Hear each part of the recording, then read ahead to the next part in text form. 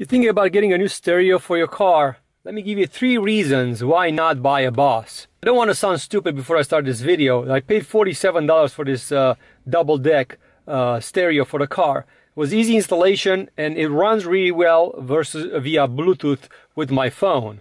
It is 60 watts, it has good sound quality, I can't really complain as far as that goes. But there's 3 things that will drive you nuts if you buy this product. The first one is kind of frustrating, is the fact that it has a USB card reader and then it has a micro SD card reader. But if you're trying to read something from the SD, the names of the songs are just totally random, like you cannot read them on the screen. I've had one song on this SD card that I looked for it for the next 2 weeks while I was driving the car, and I still couldn't find it. So once you find a song that you really like, it's almost like a radio station. You don't know what's going to be next because you can't really read what's going to be next. It's impossible to read this kind of stuff the way that the MP3s are labeled. Second thing that drives me absolutely nuts, it's the menu. So in the menu, you could set up your bass +3, the treble +7, whatever you want. Here's the problem. Sometimes, and it's random, it decides to lose those settings. So all of a sudden, you're just listening for weeks at a time of basic things, and then one day you go in, you want to change one thing, and then you realize you were listening everything at the 0 level. And it loses the power randomly. It doesn't matter if it's, you could have 2 or 3 weeks where I'm keep checking this thing and it's still showing up +3 for the bass and all the other stuff.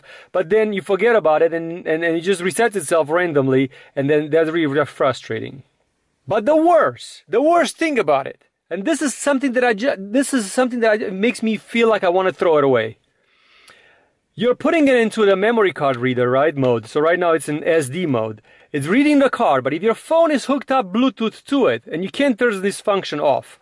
If your phone is hooked up Bluetooth to it, every time your phone gets and loses the signal from the cell phone company, you're on the highway, and then, you know, you're dropping the signal, it reverts to the Bluetooth automatically, thinking that it's like a phone call that is coming in or something like that, and then it just reverts you automatically to the Bluetooth. So you have to go and push the button again, and in the middle of the song, 3 seconds later, when the signal comes back into the phone, it goes back to A2DP.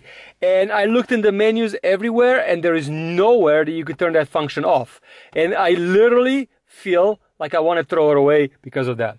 So as I said, I'm not a hypocrite. I understand I paid $47 for it. What I was expecting? Well, I was expecting a stereo that works really, really well. I just didn't know that it has these major flaws that it literally makes me want to throw it away. So because of that, I'm seriously thinking about getting a different one and literally putting this one in the trash.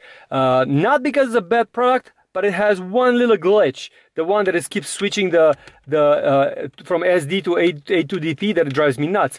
So basically, every time I come in a car, what I do right now, I turn off my Bluetooth off, so that way the phone doesn't connect here. But that was the main reason why I bought this one, to be connected to it. So yeah, really, really frustrating. Let me know what you're thinking about the video. And if you have a better brand that you recommend for the same price, 40-something around dollars, because my car is worth $1,500, so I wouldn't want to spend $1,000 on a stereo. Yeah, let me know. Thanks for watching.